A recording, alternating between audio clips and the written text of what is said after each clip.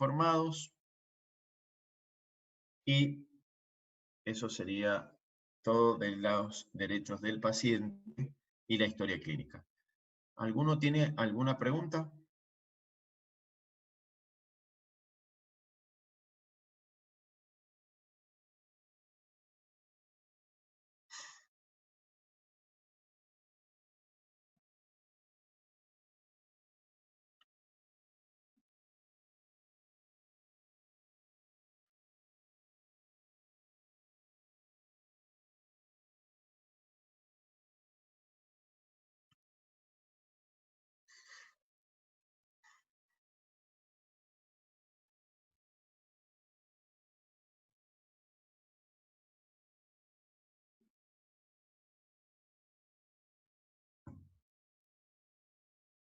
Bueno, buenos días para los que han ingresado posteriormente al inicio. Veo que no tienen preguntas. Entonces vamos a continuar.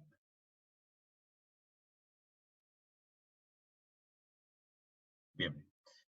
Vamos a continuar entonces con la próxima presentación, que sería la última, y son los exámenes complementarios.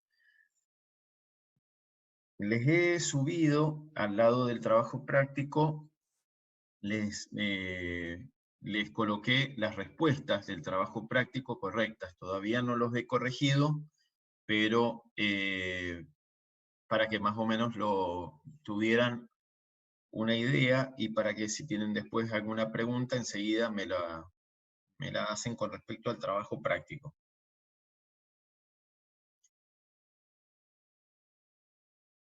No sé si ahí Rocío dice, buen día, no, porque estoy viejo o porque no tiene pregunta.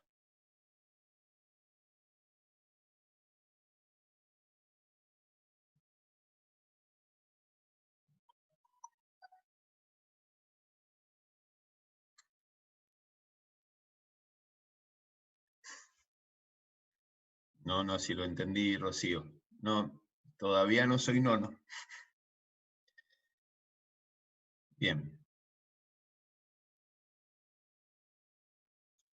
Vamos a continuar entonces con los exámenes complementarios.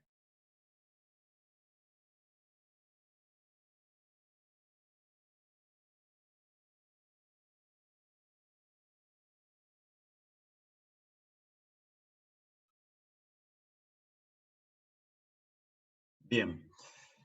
Entonces, los exámenes complementarios, vieron que se acuerdan que habíamos hablado de cuando, una vez que yo hago un diagnóstico presuntivo, es decir, que en la historia clínica yo presumo que este paciente tiene tal patología, bueno, ahora la tengo que confirmar. Entonces, yo puedo pedir exámenes complementarios para confirmar esto o hacer interconsulta, como lo hemos estado hablando.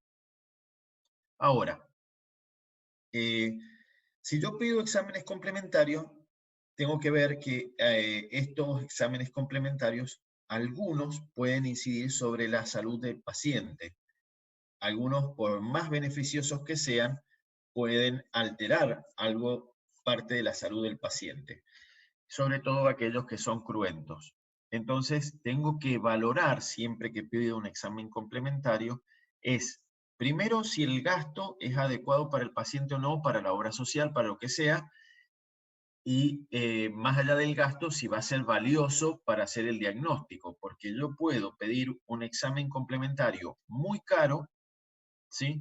Y a lo mejor que no me sirva para nada. ¿Por qué? Porque en realidad estoy tan desorientado con la patología del paciente que le pido por pedir. Entonces, eso no debe ser así. Ustedes tienen que pedir para confirmar el diagnóstico y si no, tendrán que seguir indagando y si no, tendrán que hacer las interconsultas que sean necesarias. Pero recuerden que por ahí los exámenes complementarios, si ustedes los piden mal, les pueden aportar más dudas que soluciones. ¿Ah? Entonces es importante que tengan en cuenta eso, que cuando yo voy a pedir un examen complementario, a un paciente, o cuando en el caso de ustedes, que por ahí no van a solicitar, sino que van a decirle al paciente, ¿por qué no le decís a tu médico que te pida tal cosa? Tienen que estar muy conscientes de lo que están pidiendo, porque por ahí el paciente, con la información que ustedes ustedes le dan una cierta información que hace que el paciente vaya al médico y le pida ese estudio, y a lo mejor el médico considera que no hace falta ese estudio porque en realidad no va a ser beneficioso para el diagnóstico del paciente y puede llegar a ser muy caro. Entonces tienen que estar muy seguros de lo que van a pedir para evitar que le pidamos al paciente algo que no está en condiciones de afrontar, ¿ah? Económicamente o que es cruento.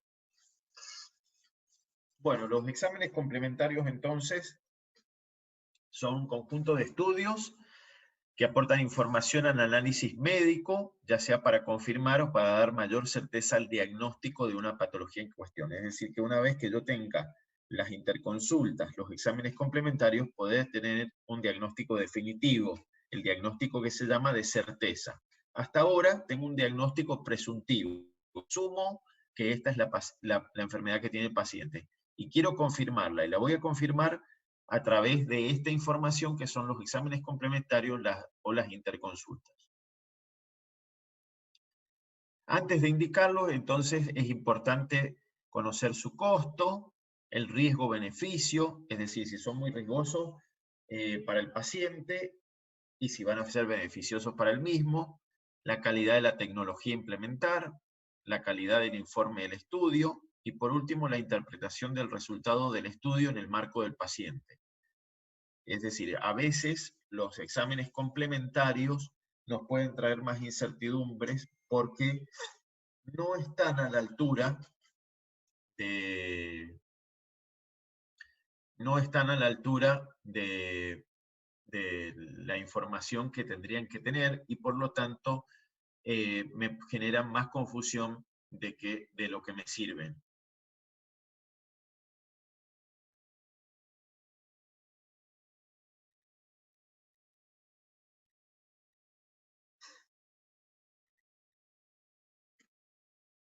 Bien.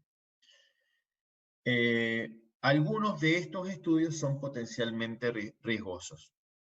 Disculpen, por ahí me demoro porque tengo que contestar algo urgente. Los exámenes complementarios se dividen entonces en cruentos e incruentos. Los incruentos serán entonces los que potencialmente no dañan la salud del paciente, y después están los cruentos, por ejemplo, una ecografía no tiene ningún daño sobre el paciente, y los cruentos serán aquellos que atraviesan la piel por medio de catéteres y llevan una impronta de ser potencialmente riesgoso. Es decir, cuando yo pincho, atravieso la piel, puedo introducir gérmenes. Por lo tanto, en estos casos van a ser más riesgosos para la salud del paciente. Entonces, antes de pedirlos, tenemos que realizar un cuidadoso análisis de riesgo-beneficio. Entonces, ahí más o menos hay una clasificación. Por supuesto que hay muchos más, pero para que ustedes vean cuáles son los incruentos, un electrocardiograma de superficie, es decir, el electrocardiograma para saber cómo está la transmisión de electricidad del corazón, las radiografías simples, las ecografías, un Holter, que es un control de temperatura de presión arterial de 24 horas y de frecuencia cardíaca. Eso es un manguito que se coloca en el brazo y va conectado a un receptor de la frecuencia cardíaca y de la presión arterial. Se insufla en esas 24 horas varias veces al día y va dejando un registro de la presión arterial y de la frecuencia cardíaca. La cámara gamma, que es similar a una resonancia o una tomografía, pero la cámara gamma lo que produce es una despolarización del corazón para repolarizarlo y ver cuáles son las áreas muertas. Más o menos de eso se trata, es decir, que invertiría la polaridad del corazón, la polaridad eléctrica del corazón, y lo repolarizaría para ver cuáles son los espacios que no se despolarizaron ni se repolarizaron porque estaban muertos. ¿Ah? Eso se usa mucho para ver infartos. Las tomografías, que son placas radiográficas que permiten un corte por dentro, es decir, a ver, para que tengan una idea, una radiografía es una placa en una sola dimensión, es decir, que yo cuando le tomo una radiografía a un paciente, estoy viendo una sola dimensión, un plano horizontal o vertical. En cambio, cuando yo le hago una tomografía, también son rayos X que tienen una penetración un poco más. Lo que podría ver es una radiografía interna, donde hay superposición de imágenes y yo puedo sacar un corte tridimensional. ¿Ah? Y las resonancias magnéticas, que son bastante parecidas, lo que vamos a ver son partes blandas, sobre todo partes blandas. Esos estudios son incruentos. Después tenemos los estudios cruentos, como son el laboratorio, los exámenes de laboratorio, donde yo al paciente tengo que sacarle sangre, ¿sí?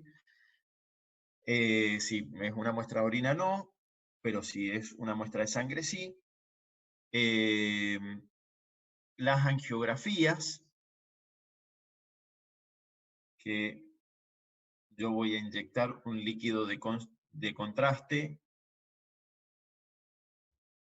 Voy a inyectar un líquido de contraste en el paciente y y después voy a hacer una radiografía para ver cómo se distribuyó ese líquido de contraste dentro del paciente.